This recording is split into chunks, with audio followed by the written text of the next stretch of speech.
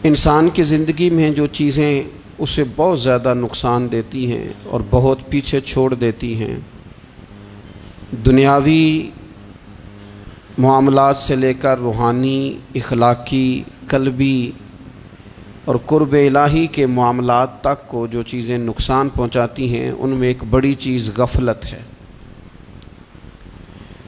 ایک لفظ ہوتا ہے جو ہمیں اکثر سننے کو ملتا ہے کہ آپ کی توجہ نہیں ہے۔ یہ ڈھیر سارے لوگوں کا مطالبہ ہوتا ہے، اہل خانہ بھی مطالبہ کرتے ہیں، کئی موقع پر والدین بھی مطالبہ کرتے ہیں، غرباء بھی مطالبہ کرتے ہیں کہ امیروں کی ہماری طرف توجہ نہیں ہے۔ اور یہ بڑی لازمی سی بات ہے کہ کسی چیز پر جب توجہ رہتی ہے تو وہ چیز بہتر ہو جاتی ہے، اور جب عدم توجہی کا لوگ مظاہرہ کرتے ہیں تو وہ معاملہ خراب ہو جاتا ہے۔ یہ جو عدم توجہ ہے اسی کو غفلت کہتے ہیں، اور جب انسان کے مزاج پر غفلت طاری ہوتی ہے اور غفلت اس پر پوری طرح غلبہ کر لیتی ہے تو پھر اس کی زرخیز زمین کو وہ بنجر کرتی ہے۔ غفلت انسانی دل کے لیے بڑی نقصان دہ چیز ہے اور انتہائی تکلیف اور ضرر کا باعث ہے۔ دلوں پر جو قحط نازل ہوتا ہے، قحط، ویران ہو جاتے ہیں دل، اور جو دلوں پر خشکی نازل ہوتی ہے کہ طبیعتیں خشک ہو جاتی ہیں، یہ غفلت کی وجہ سے ہوتی ہے۔ جو لوگ غافل ہو جاتے ہیں نا، اپنے معاملات کا دھیان نہیں رکھتے، دیکھیں نا، آپ کو کھانا کھاتے بھی غافل نہیں ہونا چاہیے۔ اگر کھانا بھی غیر معتدل کھا لیا جائے تو وہ انسان کی طبیعت کے لیے باعث ضرر بن جاتا ہے، نقصان کا باعث بنتا ہے۔ بات کرتے ہوئے بھی غافل نہیں ہونا چاہیے، کئی دفعہ جملے ایسے نکل جاتے ہیں جو انسان کے لیے پھر شرمندگی کا باعث بنتے ہیں۔ انسان کو غافل ہو کر کوئی کام نہیں کرنا چاہیے، غافل ہو کر، مدہوش اور بے ہوش ہو کر نہیں۔ غفلت دل کو ویران کرتی ہے، طبیعت میں خشکی لاتی ہے۔ غافل کبھی نہ بنے۔ قرآن مجید فرقان حمید نے ارشاد فرمایا کہ اقترب للناس حسابہم، فرمایا لوگوں کے حساب کا وقت قریب آ گیا، وہم فی غفلۃ معرضون، اور وہ ابھی بھی غفلت میں منہ پھیرے ہوئے ہیں۔ ٹائم آ گیا حساب دینے کا، لیکن وہ ابھی بھی غافل ہیں۔ ہمارے جو زیادہ تر نقصان زندگی میں ہوئے ہیں وہ صرف ہماری غفلت کی وجہ سے ہوئے۔ ہم نے چیزوں پر توجہ نہیں دی، چیزیں گڑبڑ ہو گئیں۔ جس آدمی نے پھول لگائے ہوں، پھل لگائے ہوں، کھیتی لگائی ہو، وہ دانہ ڈال کے پانی دے کے فارغ نہیں ہو سکتا، اسے توجہ کرنی پڑتی ہے۔ اور کسی نے کہا تھا مالی جیندے ہون تو پھر بوٹے سوکھدے نہیں۔ اگر موجود ہونا ان کو سینچنے والا، رکھوالی کرنے والا، تو پھر ان کی جڑیں کبھی خشک نہیں ہوا کرتی۔ ہماری جو غفلتیں ہیں یہ بڑی ضرر کا باعث ہیں، نقصان کا باعث، اور مجبوری معاف ہوتی ہے، غفلت معاف نہیں ہوتی۔ اسکول میں پڑھتے تھے، مدرسے میں پڑھتے تھے، تو ایک مجبوری ہو گئی جی، خدا نہ خواستہ گھر میں کوئی پریشانی ہو گئی تو اساتذہ اس پر سزا نہیں دیتے۔ کوئی خوشی کا موقع ہے گھر میں، فیملی میں کسی کی شادی ہے، اساتذہ اس پر سزا نہیں دیتے۔ لیکن اگر کبھی پتہ چلتا تھا نا کہ یہ گھر سے تو آیا تھا لیکن مدرسے نہیں آیا، یہ اسکول نہیں آیا، رستے میں غافل ہو گیا، تو یہ بات خوفناک تھی۔ یہ قابل سزا جرم تھا کہ تو غافل ہو گیا اپنی پڑھائی سے، تو گھر سے آیا اور یہاں نہیں آیا۔ غفلت قابل سزا ہوتی ہے، مجبوری کی معافی ہوتی ہے۔ ہمارا آج کل جو مسئلہ ہے وہ غفلت کا ہے۔ ڈھیر سارے لوگ ہیں، سمجھدار بھی ہیں، سیانے بھی ہیں، معاملہ فہم بھی ہیں، باشعور بھی ہیں، تعلیم کی ڈگریاں بھی رکھتے ہیں، لیکن اگر ان کی زندگیوں کی تکلیفوں کو دیکھا جائے اور بے آباد روح کو دیکھا جائے اور سجدوں سے ان کی دوری کو دیکھا جائے تو ایک ہی بات سمجھ میں آتی ہے کہ پتہ سارا ہے لیکن لے ڈوبی ہے غفلت، توجہ نہیں کی۔ لائق بچہ بھی نالائق ترین زندگی گزارتا ہے، اس لیے کہ اس کے لائق ہونے کے ساتھ ساتھ اس کا توجہ کرنا بھی تو ضروری ہے نا۔ نرے لائق کا کیا فائدہ اگر وہ محنتی نہیں، اگر وہ توجہ ہی نہیں کرتا، اپنا سبق دھیان سے سنتا پڑھتا ہی نہیں، تو جتنا مرضی لائق ہو پیچھے رہ جائے گا۔ اور کئی نالائق ہوتے ہیں، رٹا لگا کے پاس ہوتے ہیں، پر چلو رٹا تو لگاتے ہیں نا، محنت تو کرتے ہیں نا، جد و جہد تو کرتے ہیں۔ کئی نالائق جد و جہد کے باعث آگے گزر جاتے ہیں، اور کوئی اسی چکر میں رہ جاتے ہیں، میں بڑا لائق ہوں، کل پڑھ لوں گا، پرسوں پڑھ لوں گا، ہفتہ تیاری کر کے پاس ہو جاؤں گا۔ اپنی زندگی سے غفلت کا پردہ اٹھائیں، اور غفلت اس کے لیے فیصلہ کرنے کی ضرورت ہوتی ہے، پلاننگ کرنے کی نہیں، فیصلہ کرنے کی ضرورت ہوتی ہے کہ میں نے اب غفلت کرنی۔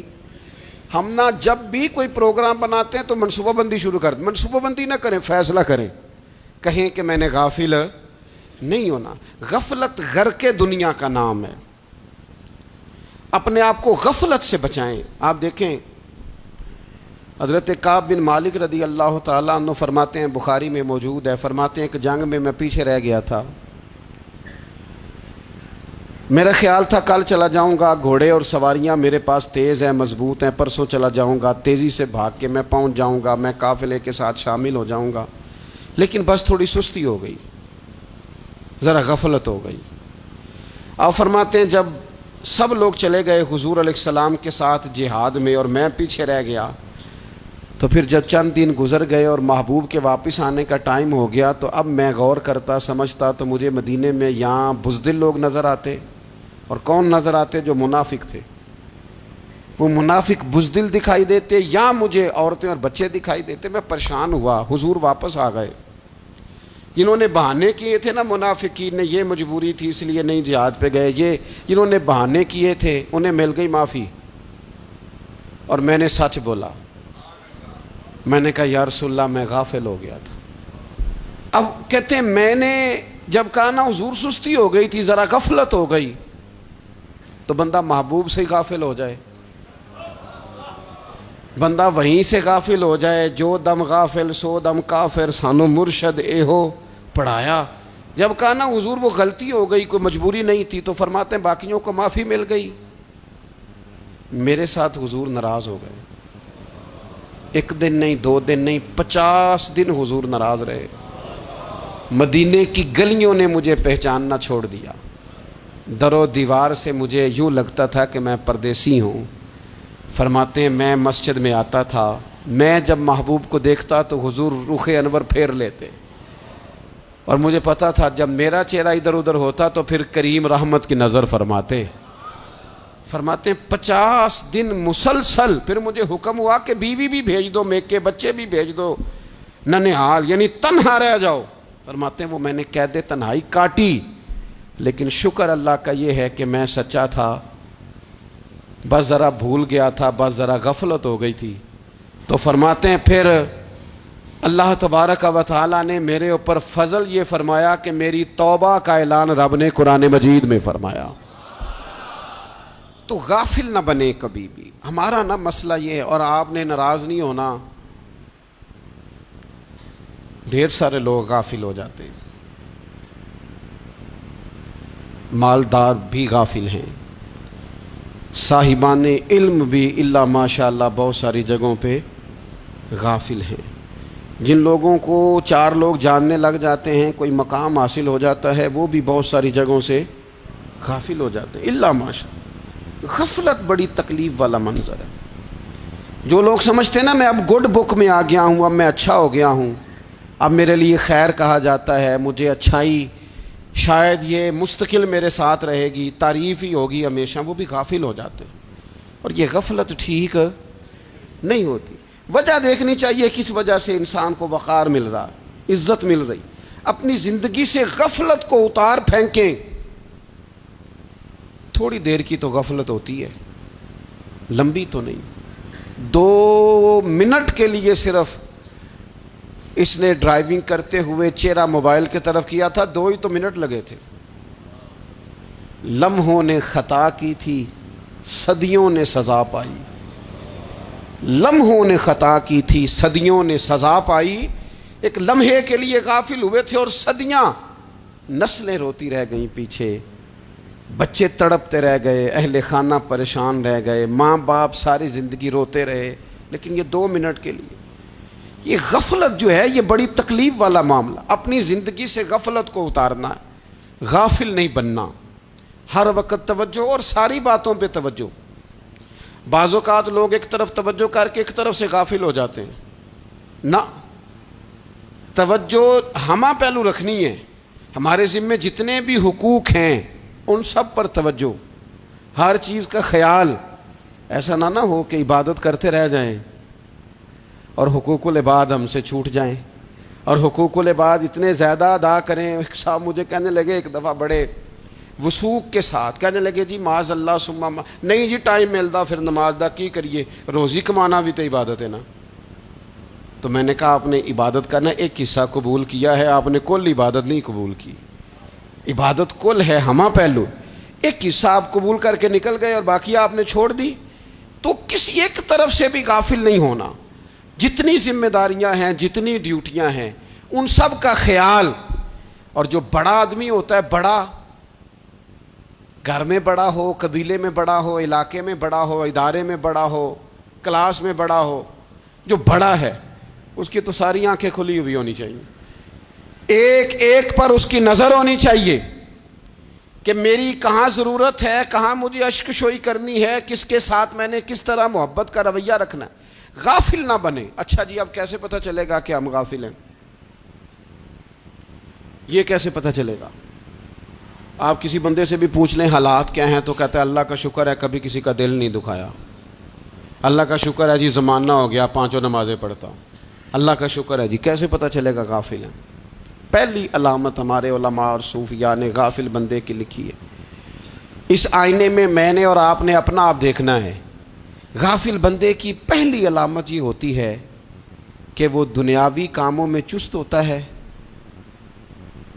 اور اللہ اور اس کے رسول کی فرما برداری میں سست ہوتا ہے. یعنی نماز کے وقت تو اسے نیند ستاتی ہے، پریشانی ہوتی ہے، لیکن اگر کسی جگہ مال مل رہا ہو، پیسے مل رہے ہوں، وہاں جانا ہو تو پھر اسے کوئی چیز بھی تنگ نہیں کر. دنیاوی کاموں میں چست ہوگا، یعنی ٹی وی کے آگے، موبائل کے آگے وہ گھنٹوں بیٹھا ہوا ہے. اور اگر اسے 25 منٹ قرآن پاک سننا پڑ جائے، اگر اسے 20 منٹ دینی محفل میں بیٹھنا پڑ جائے، اگر اسے کہا جائے کہ تو 20 رکعت نماز نفل ادا کر، دنیاوی کاموں میں چست ہے، دینی کاموں میں، یہ غفلت کی پہلی علامت. پھر ذاتی معاملات پہ پیسہ خرچ کرنا ہو تو ڈھیر سارا ہے، کسی غریب کی مدد کرنی ہو تو. وہ ہمارے ایک دوست ہیں، وہ اکثر کہا کرتے ہیں، وہ کہتے ہیں آج کل کسی سے کہنا فلائی کام میں، دینی کام میں، کسی کی مدد میں کچھ 4 پیسے خرچ کرنے ہیں تو لوگ کہتے ہیں ہاتھ تنگ ہے. ہاں کوئی سستا پلاٹ ملتا ہو نا، اور اگر یہ سمجھ آ جائے کہ وہ مجبور ہے بیچارہ بیچنے والا، تو پھر کہتے ہیں میں 2-3 دوستوں کو پھاڑ لے سن. ذاتی کاموں میں جب بندہ چست ہو اور دینی کاموں میں سست ہو تو مطلب یہ ہے کہ بندہ غافل ہے. پہلی علامت غفلت کی. اور غفلت کی دوسری نشانی یہ ہے کہ انسان گناہ کے کاموں کو معمولی سمجھنے لگ جاتا ہے. یہ غافل بندے کی نشانی ہے. گناہ کو معمولی سمجھتا ہے، چھوٹا سمجھتا ہے. آج کل لوگ کہتے نہیں میں کو اکیلا کر رہا ہوں، ساری دنیا ہی کرتی ہے. اور جناب کیا ہو گیا اگر یہ غلطی ہو گئی تو بندے سے ہو ہی جاتا ہے. گناہ کو معمولی سمجھنا، چھوٹا سمجھنا اور کہنا پھر کیا ہو گیا ہے، انسان سے غلطی ہو جاتی ہے. آپ دیکھ لیں کہ سینکڑوں بیسیوں گناہوں کا بوجھ ہمارے سروں پہ ہوتا ہے، لیکن کوئی ہمارا دبدبہ ہے، کوئی ہماری گفتگو ہے، کوئی ہمارے جملوں میں خود پسندی ہے، کوئی ریاکاری ہے، کوئی تصنع ہے. یہ غافل بندے کی علامت ہے. نبی اکرم صلی اللہ تعالی علیہ وآلہ وسلم نے فرمایا مومن اپنے گناہوں کو پہاڑ کی طرح سمجھتا ہے. یہ بخاری میں حدیث ہے. مومن پہاڑ کی طرح جانتا ہے اور وہ ڈرتا ہے کہ کہیں وہ پہاڑ اس کے اوپر گر نہ جائے، یعنی کہیں مجھے میرے گناہ کی سزا نہ مل جائے. چھوٹے گناہ کو بھی پہاڑ جانتا ہے، یار مجھ سے غلطی ہو گئی، مجھے ٹھیک کر لینی چاہیے، مجھے معافی لے لینی چاہیے، مجھے توبہ کر لینی چاہیے. مومن اپنے اوپر گناہ کو پہاڑ کی جانب سمجھتا ہے. اور حضور علیہ الصلوۃ والسلام فرماتے ہیں کہ یہ جو فاسق اور فاجر ہوتا ہے نا، اللہ کا نافرمان، یہ گناہ کو مکھی کی طرح سمجھتا ہے، یہ سمجھتا ہے میں نے اشارہ کرنا ہے مکھی نے اڑ جانا ہے۔ مومن کی علامت یہ ہے کہ وہ پہاڑ جانتا ہے اگر غلطی ہو جائے تو پہاڑ۔ امام اعظم ابو حنیفہ رحمۃ اللہ علیہ گزر رہے تھے تو بارش ہو گئی تھی اور کوفہ میں کیچڑ تھا، تو آپ نے جو جوتے پہنے ہوئے تھے ان جوتوں سے چلتے ہوئے نا آپ کے پاؤں سے کچھ مٹی اڑی، تو سامنے ایک یہودی تھا، اب اس زمانے میں دیواریں کچی ہوتی تھیں، اس کے دیوار پر جا کے وہ مٹی جو تھی وہ لگ گئی۔ اب امام صاحب بڑے پریشان ہوئے کہ میں نے اس کی دیوار کو آلودہ کر دیا۔ یہاں تو لوگ اپنی اینٹیں رکھتے رکھتے کئیوں کی دیواریں توڑ ہی دیتے ہیں، اور پھر وہ اس پر ماننے کو بھی تیار نہیں ہوتے، تسلیم کرنے کو بھی تیار نہیں ہوتے۔ وہ کہتے ہیں پھر کیا ہو گیا، اب ہمارا یہاں گھر ہے تو ہم نے ٹرالی منگوانی نہیں تھی، ہمارا حق بنتا تھا۔ امام صاحب کے پیروں سے ذرا کیچڑ اڑا، یہودی کی دیوار پہ لگا، اس کی کچی دیوار تھی۔ امام صاحب پریشان ہو گئے، سوچنے لگے کہ اگر میں دیوار سے یہ کیچڑ اتارتا نہیں تو یہ بھی زیادتی ہے، میں نے اس کی دیوار کو گدلا کر دیا، اور اگر میں اتارتا ہوں تو کچھ مٹی اس کی دیوار کی بھی اتر جائے گی، کچی دیوار ہے، یہ بھی زیادتی ہے۔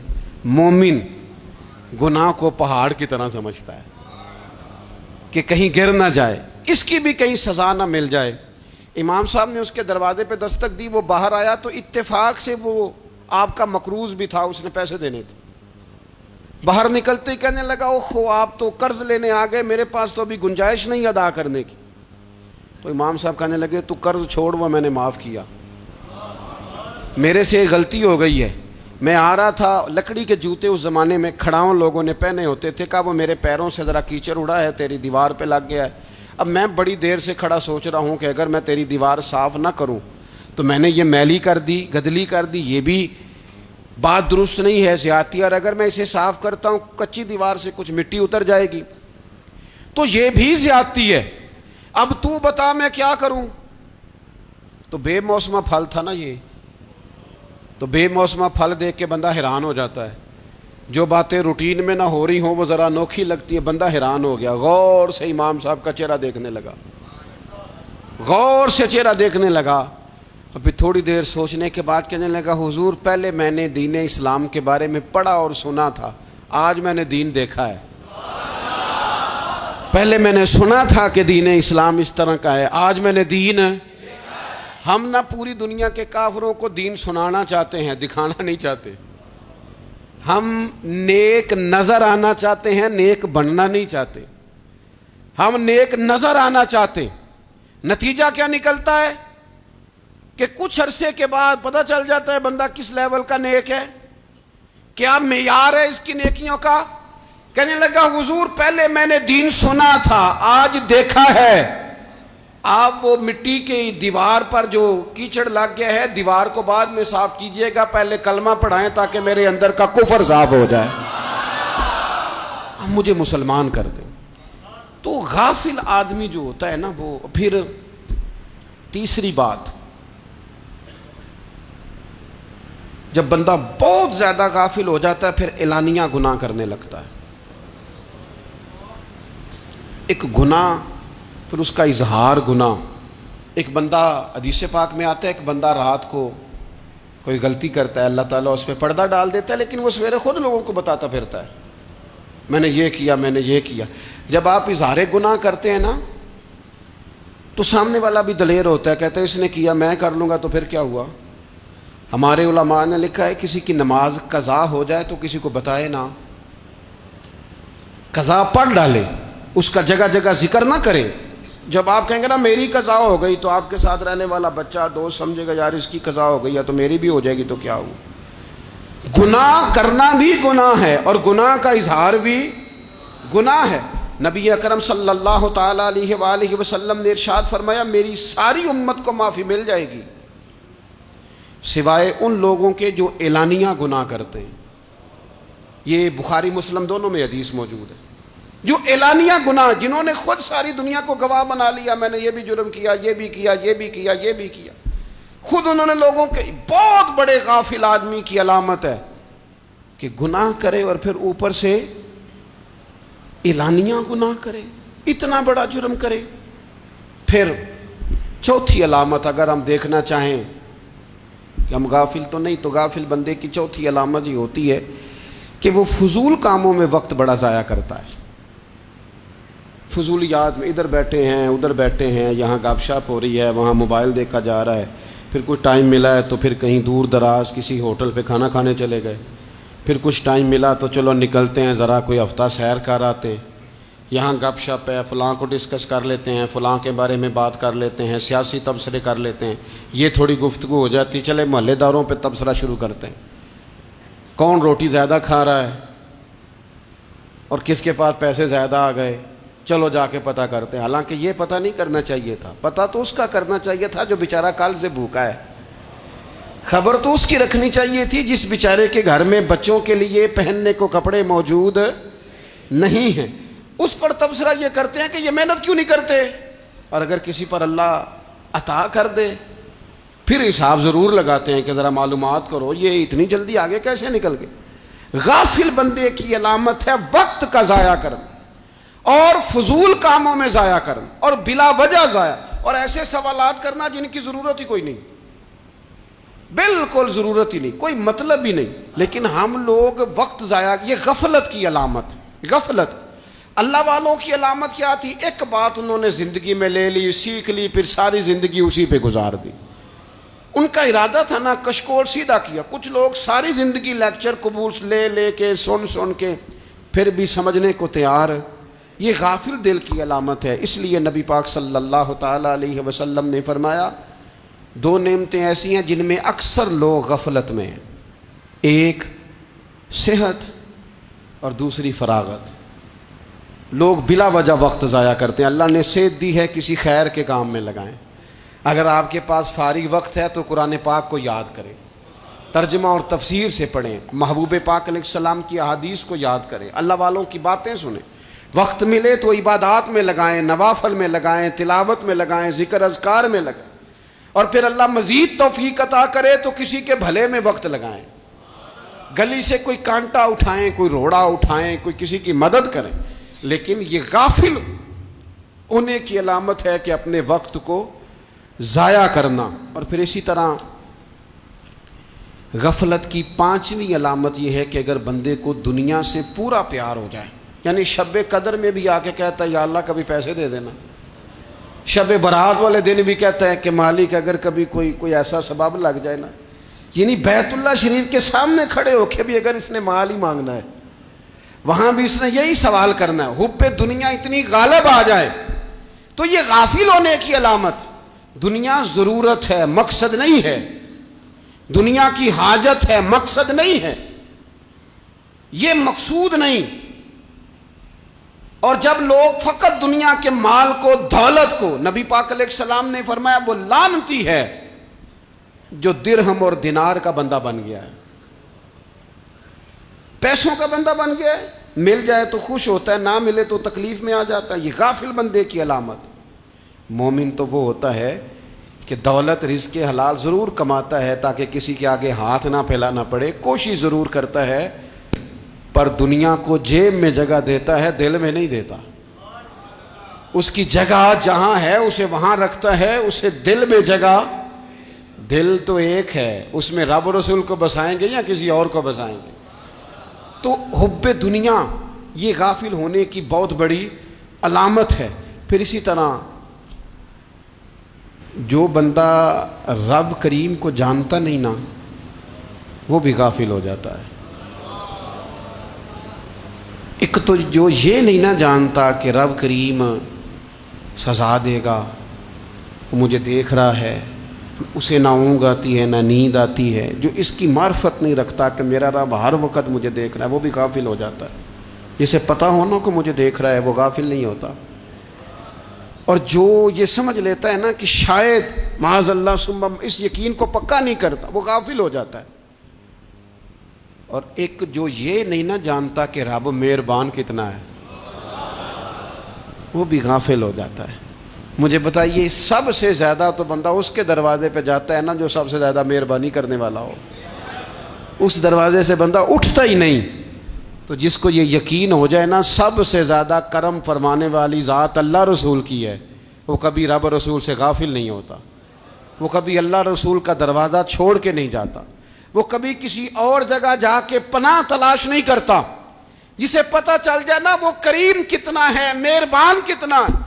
ملا رومی رحمت اللہ علیہ فرماتے ہیں بہت بڑا مجرم تھا ایک بندہ، بہت بڑا گناہگار تھا، بت کو پوجتا تھا، تھک گیا، ساری رات بت کے سامنے کھڑا تھا، معاذ اللہ یا صنم یا صنم یا صنم کہتے، تھک گیا، نیند آ گئی، اونگ آ گئی۔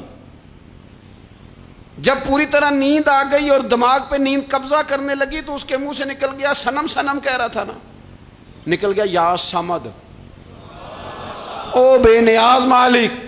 رب کریم نے فرشتوں سے فرمایا دوڑ کے جاؤ، جو کہتا ہے اسے دے دو۔ فرشتے کہنے لگے مالک وہ تو بت کو پکار رہا تھا، اس نے تو غلطی سے نام لیا ہے۔ فرمایا مجھے نہیں پتا، لیکن دیکھو نا اس نے مجھے پکارا تو ہے نا، کتنی دیر سے جھوٹے کو پکار رہا تھا، اس کا معاملہ حل نہیں ہوا، اب اگر سچے کو پکارنے پہ بھی حل نہ ہوا تو فرق کیا رہ جائے گا؟ دے دو جو مانگتا ہے، دے دو۔ میرے دوست گر پتہ چل جائے وہ کریم کتنا ہے، وہ مہربان کتنا ہے۔ میرے رسول پاک علیہ الصلوۃ والسلام نے تو فرمایا تیری آنکھ سے اگر اس کے خوف سے اتنا آنسو بھی نکل گیا جتنا مچھر کا پر ہوتا ہے، تو جس طرح بھینس کے تھنوں سے نکلا ہوا دودھ واپس تھنوں میں نہیں نہ جاتا، جو اتنا بھی روئے نہ روئے اللہ کے خوف سے، وہ بندہ دوزخ میں نہیں جائے گا۔ تھوڑی دیر کے لیے ڈر جائے اپنے رب سے، آئے تو صحیح۔ عدم معرفت غفلت پیدا کرتی ہے، تو آ تو صحیح، وہ تو کریم ہی بڑا ہے، وہ تو مہربان ہی بڑا ہے۔ حضرت زنیرہ رضی اللہ تعالی عنہ حضور کی صحابیاں ہیں۔ ایام جو مکے کے تھے مسلمانوں پر بڑی آزمائش کے تھے، انہیں بڑا مارا کفار نے، اتنا مارا کہ ان کی بینائی چلی گئی، نظر آنا بند ہو گیا۔ کافروں کی عورتوں نے تانا دیا کہ تو نے ہمارے بت چھوڑے ہیں نا، تو دیکھنا تیری بینائی چلی گئی۔ تو جناب زنیرہ اللہ پہ بھروسہ، توکل، معرفت الہی کا جذبہ، اٹھ کے کھڑی ہو کہنے لگی چپ کرو، تمہارے جھوٹے بت کیا کر سکتے ہیں، میرا رب چاہے تو صبح جب میں اٹھوں تو میری آنکھیں روشن ہو، اگر کریم کرم کر دے۔ لوگ کہتے ہیں واقعی ایسا ہوا، جب وہ سویرے اٹھی تو اللہ نے ان کی روشنی واپس کر دی تھی۔ تجھے پتہ چل جانا وہ مہربان کتنا ہے۔ وہ ایک بزرگ تھے تو ان سے کسی نے کہہ دیا کہ اگر آپ کا حساب آپ کے ماں باپ کے ذمہ ہو جائے تو پھر کیسا، پوچھنے کے لیے قیامت میں اگر ماں باپ حساب لیں تو پھر کیسا۔ تو بڑے سیانے لوگ تھے جو دل والے تھے، کہنے لگے نہیں، رب کریم ہی ٹھیک ہے، اس لیے کہ وہ ماں باپ سے کہیں بڑھ کر پیار کرنے والا ہے۔ اگر یہ معرفت مل جائے وہ کریم کتنا ہے، اور جب بندہ پوری طرح اس کی بارگاہ میں آ کے تڑپ جاتا ہے نا، مولا میں جاؤں کدھر، تیرا دروازہ چھوڑ کے جاؤں کدھر۔ اقبال کہتے ہیں وہ ایک سجدہ جسے تو گراں سمجھتا ہے، 1000 سجدوں سے دیتا ہے آدمی کو نجات۔ تجھے جگہ جگہ جھکنا نہیں پڑے گا اگر تو صحیح معنوں میں اپنے رب کی بارگاہ میں جھک جائے۔ تو میرے عزیز کوشش کریں کہ اس کی معرفت، اس کا کرم، اس کی عطا اور اللہ تبارک و تعالیٰ کے حاضر و ناظر ہونے پر عین الیقین، حق الیقین حاصل کریں۔ اور پھر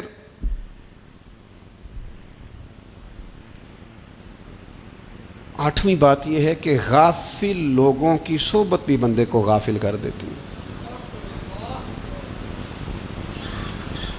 غافلوں کی صحبت میں نہ بیٹھیں، ان کی صحبت میں بیٹھیں جن کے پاس بیٹھنے سے دل میں رب رسول کی محبت پیدا ہوتی ہے۔ غافلوں سے بچیں۔ چنگیاں دے لڑ لگی ساں تے چولی چ پھل پئے، تے جدوں میں پیڑیاں دے سنگ رل گئی تے میرے اگلے بھی ڈول گئے۔ برے آدمی کی صحبت بندے کو غافل کر دیتی۔ غافلوں کی صحبت میں کبھی نہ بیٹھیں، کبھی نہیں۔ غافل آدمی آپ کو غافل کر دے گا۔ میرے نبی پاک علیہ الصلوۃ والسلام نے فرمایا انسان اپنے دوست کے مذہب پر ہوتا ہے۔ یہ بہت بڑے لفظ ہیں۔ فرمایا المرء علی دین خلیلہ، انسان اپنے دوست کے مذہب پر ہوتا ہے۔ تو دیکھ تو نے دوست کس کو بنایا ہے، جو تیرے دوست کا مذہب ہوگا وہی تیرا ہو جائے گا۔ ہم نے دوست بنایا نا غوث پاک جیلانی کو، ہم نے یاری لگائی ہے نا داتا علی اجمیری سے، ہماری نسبت ہے نا معین الدین اجمیری سے، ہمارا تعلق ہے نا بہاؤالدین زکریا ملتانی سے، ہمارا رشتہ ہے نا حضرت مجدد الفسانی سے، ہم ماننے والے ہیں نا اعلیٰ حضرت بریلوی کے، ہمارا تعلق ہے کبھی جماعت علی سے کبھی مہر علی سے، ہمارا ان سے تعلق ہے تو صبح شام ہماری زبان پہ رہتا ہے بالغ العلا بکمالہ کشفت دجا بجمالہ حسنت جمیع خصالہ صلو علیہ وآلہ۔ ان سے تعلق جڑا ہے نا تو کئی دفعہ تنہائیاں تڑپا دیتی ہیں اور تڑپ کے کہتے ہیں آج سکھ متران دی ودھیری ہے، آج سکھ متران دی، سکھ کہتے ہیں اڈیق کو، متر کہتے ہیں محبوب کو، اج سکھ متران دی ودھیری ہے، اے کیوں دلڑی اداس گھنیری ہے، لوں لوں وچ شوق چنگیری ہے، اج نینا لائیاں کیوں جھڑیاں، سبحان اللہ سبحان اللہ سبحان اللہ۔ پہلے کہتے ہیں سکھ متران دی ودھیری ہے یعنی اداس ہوں، پھر حضور کے جلووں پہ نظر کرتے ہیں، کہتے ہیں سبحان اللہ سبحان اللہ، ماں اجمل کا ماں احسانہ کا ماں اکمالہ کا، اور پھر فوراً کہنے لگے او کتھے مہر علی، او کتھے مہر علی، کتھے مہر علی تے کتھے تیری سنا، اب ایکھو مشتاق اکھیں کتھے جاڑیاں، بالغ العلا بے کمال کشفت دجا بے، اور میرے اعلیٰ حضرت کہنے لگے سرور کہوں کہ مالک و مولا کہوں، تو باغ خلیل کا گلے زیبا کہوں تجھے، تیرے تو وصف عیب تناہی سے ہیں بری، حیران ہوں میرے شاہ میں کیا کیا کہوں تجھے۔ غافل آدمی کی علامت ہے برے لوگوں کی صحبت میں، خبردار ان کے پاس نہ بیٹھنا جن کے پاس بیٹھنے سے تمہارے دلوں میں اولیاء اللہ اللہ کے بندوں کی عداوت پیدا ہو، خبردار خبردار ان کے پاس نہ بیٹھنا جن کے پاس بیٹھنے سے تمہارے دلوں میں حضور کی اولاد پاک کے بارے میں شک پیدا ہو، خبردار اس شخص کے پاس نہ بیٹھنا جو امام حسین ابن علی کے بارے میں کوئی کمزور بات کرتا ہو، بچنا، خبردار اس سے بچنا جو حضور کے صحابہ کے بارے میں بات کرے، بچنا بچنا اس سے، جو سیدنا ابو بکر صدیق کے بارے میں کوئی، دیکھو کیا مقدر ہیں صدیق و فاروق کے، جن کے گھر ہی رحمتوں کے خزینے میں، بھلا کیا کہا نبی پاک، حضور نے فرمایا میرے اوپر جس نے نیکی کی تھی بدلہ دے دیا ہے، یہ جو میرے ابو بکر صدیق ہے نا، ان کو میں اللہ کی بارگاہ میں لے جاؤں گا، کہوں گا مالک تو ہی بدلہ عطا فرما۔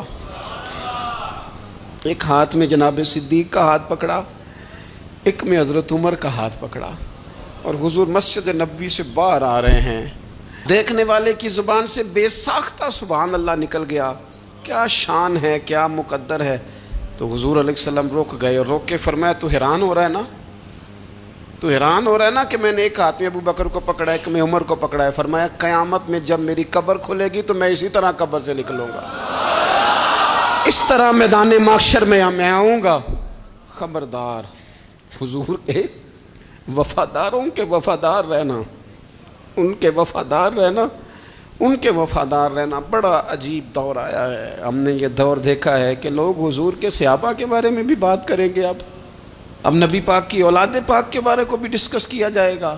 اپنا منہ تو دیکھ، اپنی حیثیت دیکھ، اور پھر وہ بندے دیکھ جن کو اللہ نے چن کے اپنے محبوب کی غلامی کے لیے حضور کے قریب بٹھایا ہے۔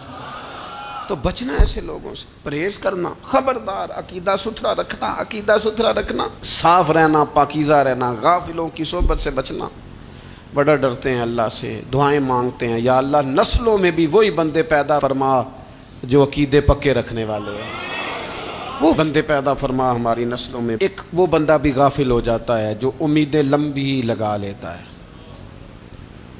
جن کے منصوبوں میں دولت بھی ہوتی ہے، گھر بھی ہوتا ہے، اولاد کا بڑا ہونا بھی ہوتا ہے، پوتے پوتیاں نواسے نواسیاں دیکھنا بھی ہوتا ہے، یہاں بھی گھر وہاں بھی گھر، یہ سیر، یہ سارا کچھ ہوتا ہے، لیکن رب کی بارگاہ میں پیش ہونا جن کے پیش نظر نہیں ہوتا۔ لمبی امیدیں۔ حضرت مولا علی شیر خدا فرمایا کرتے تھے، میں تم پر دو باتوں کا خوف کھاتا ہوں، جو ڈر آتا ہے، ایک یہ کہ تم خواہش کی پیروی کرو گے، جو نفس کی خواہش ہوگی اس کے پیچھے لگ جاؤ گے، اور ایک تم لمبی لمبی امیدیں باندھو گے، اتنے سال جینا ہے، اتنے 100 سال جینا ہے، یہ کرنا ہے وہ کرنا ہے۔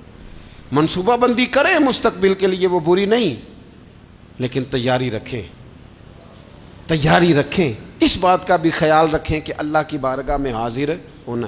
یہ غفلت کی چیزیں ہیں جو بندے کو غافل کر دیتی ہیں۔ جو لوگ اللہ کا ذکر نہیں کرتے وہ بھی غافل ہو جاتے ہیں، اور جو فضول باتیں زیادہ کرتے ہیں نا، ہنستے زیادہ۔ فَلْيَضْحَكُوا قَلِيلًا وَلْيَبْكُوا كَثِيرًا، قرآن کہتا ہے زیادہ رویا کرو، کم ہنسا کرو۔ نبی پاک علیہ الصلوۃ والسلام سے پوچھا تھا حضرت عقبہ بن عامر نے کہ یا رسول اللہ نجات کس چیز میں ہے؟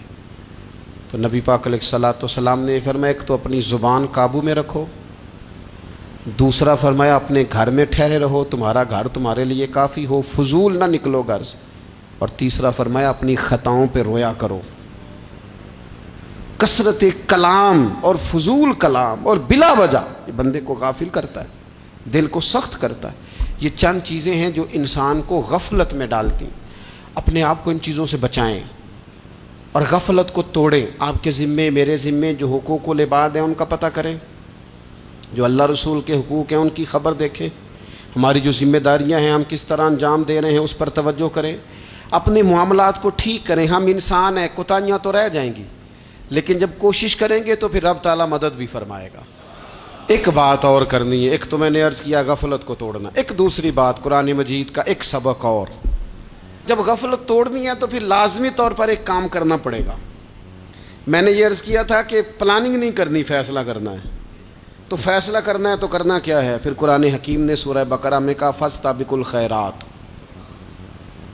یعنی تم نیکیوں کی طرف دوڑو، جلدی جلدی نیکیاں کرو، فٹافٹ، دیر نہ کرو۔ فٹافٹ سے مراد یہ نہیں کہ نیکی جلدی جلدی کر جاؤ، یعنی ٹال مٹول نہ کرو خیر کے کام میں، کل کریں گے، پرسوں کریں گے، عمرہ کر رہے ہیں پھر نیکی ہیں، حج کر رہے ہیں پھر نیکی ہیں، بچے بیال ہوں پھر میں نیک ہوں، یہ تھوڑا سا یہ کام ٹال مٹ، فاستبقوا الخیرات، نیکیوں کی طرف دوڑو، جلدی کرو، بھاگو۔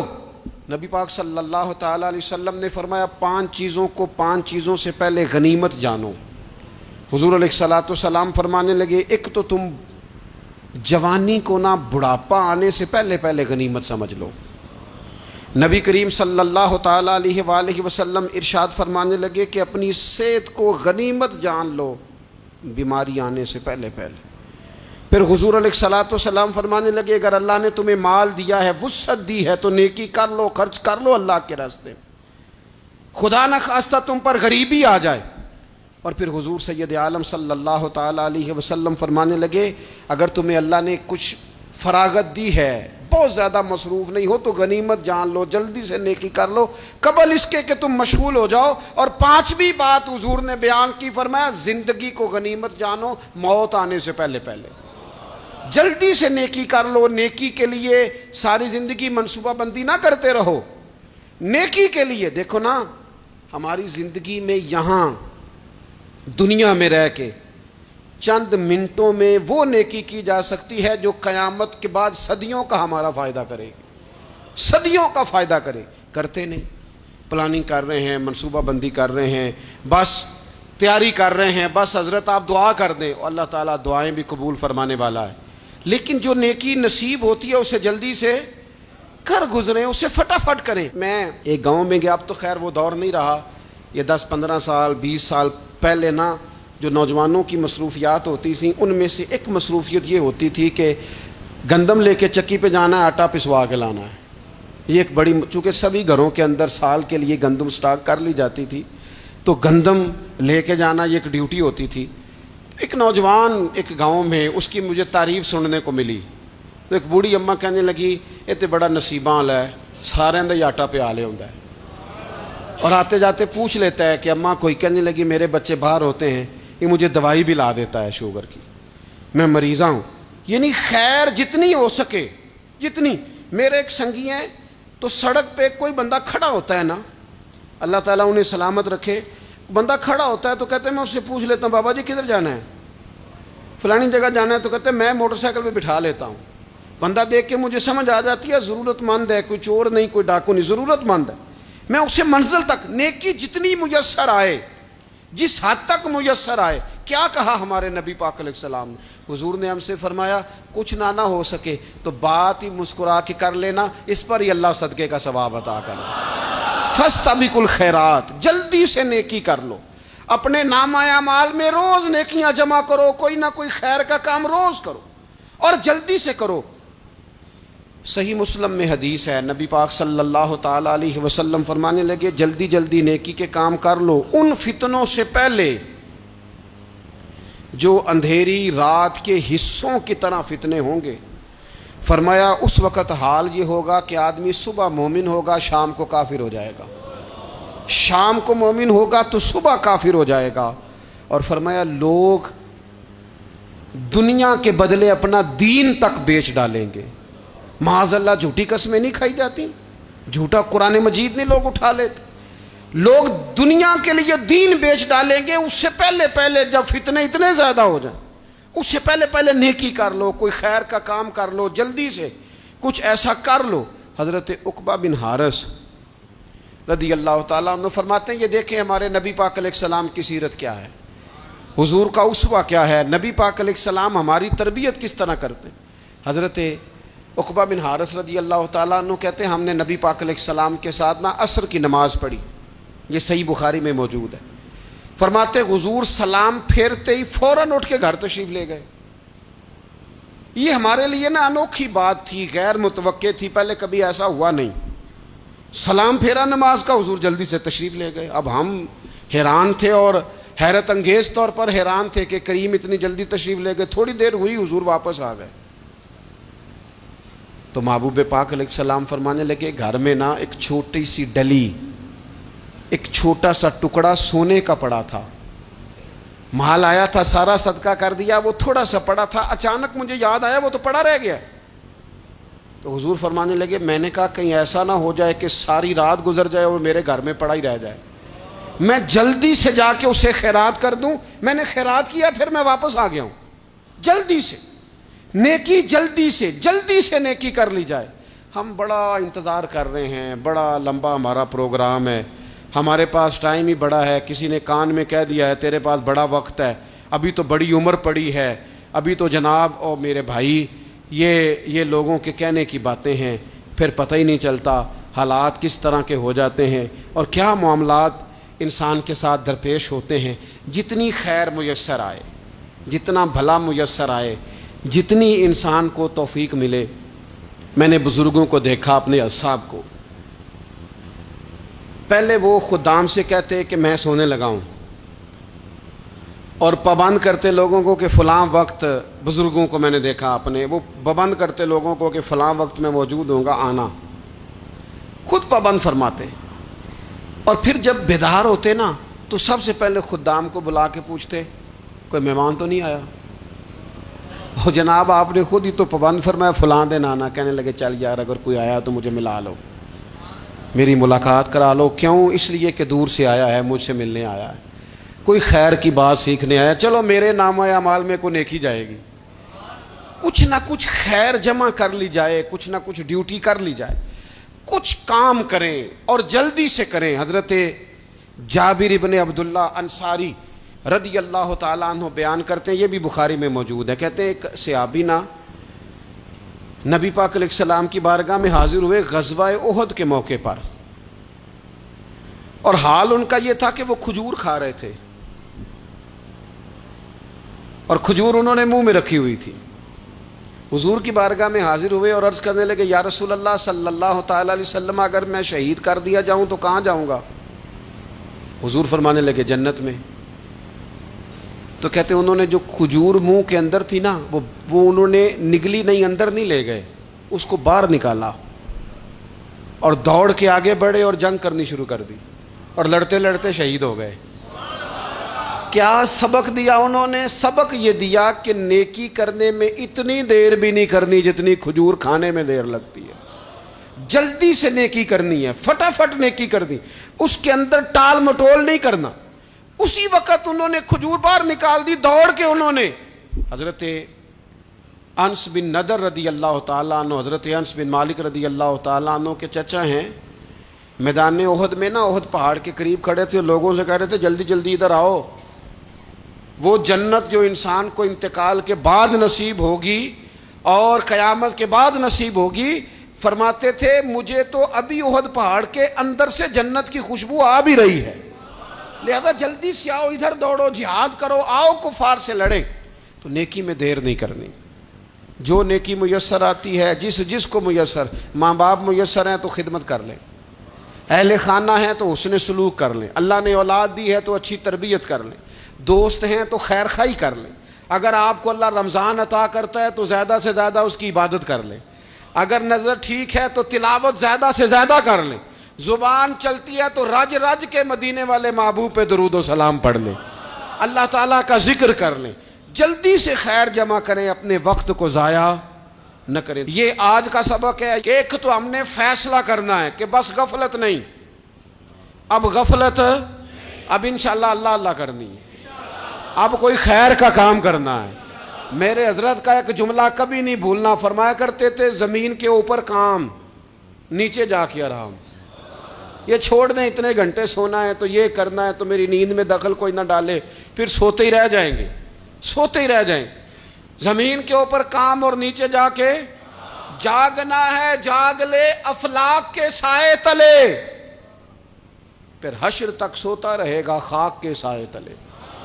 اب جاگ لے افلاک کے سائے کے نیچے، جاگ، کھول آنکھیں، ہر وقت کا سونا، ہر وقت سونا، ہر وقت جو اپنے آرام کی فکر کرنا، اس سے نکل آئیں، اور اچھا کھانا اور اچھا پہننا اور بس اپنی مرضی کی زندگی من چاہی جینا، اس سے باہر آئیں، فیصلہ کریں، فیصلہ کہ اب غفلت نہیں کرنی۔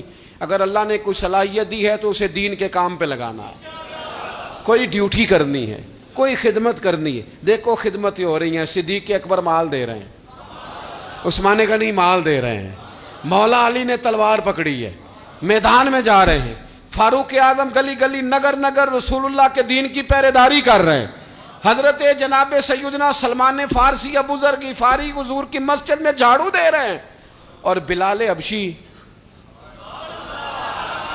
وہ نبی پاک کی مسجد میں اذان پڑھتے پڑھتے رب نے اتنا عروج فرمایا کہ کعبے کی چھت پہ کھڑے ہو کے بھی اذان پڑھنی شروع، انہوں نے اذان دے دی۔ تو کوئی کام کرنا ہے، غفلت کو توڑنا ہے اور نیکی کرنی ہے، ذرا جلدی جلدی خیر کا کام کرنا ہے، نہیں ایسے نہیں، فٹافٹ۔ کیسے جی؟ فٹافٹ۔ تو فٹافٹ کام کریں خیر کا، جلدی جلدی۔ تو یہ خیر کا کام فٹافٹ، جلدی جلدی اور بڑی جلدی اور دوڑ دھوپ کے، اور جب آپ کرتے جائیں گے نا تو پھر اللہ تعالیٰ مواقع بناتا جائے گا۔ آپ سے میری اپیل ہے، بالخصوص میرے ساتھ جو وابستہ سنگی ہیں، جو پیار کرنے والے ہیں، دو باتیں آج آپ نے لے کے جانی ہیں گھر۔ یہی لنگر ہے، یہی آپ کے لیے دعا ہے، یہی ہمارے بزرگوں کا فیض ہے، یہی نصیحت ہے کہ آپ نے دو باتیں لے کے جانی ہیں۔ غفلت توڑ دینی ہے، فیصلہ کرنا ہے کہ آج کے بعد غافل نہیں ہونا، اور دوسری یہ بات لے کے جانی ہے کہ نیکی جلدی جلدی، فٹافٹ فیصلہ، فٹافٹ نیکی، ایک کر کے پھر انشاءاللہ دوسری کر کے پھر انشاءاللہ تیسری کر کے پھر انشاءاللہ چوتھی، یہ شروع کرنی ہے، اور آپ دیکھیں گے اللہ تعالیٰ مہربانی فرمائے گا، مدد کرے گا۔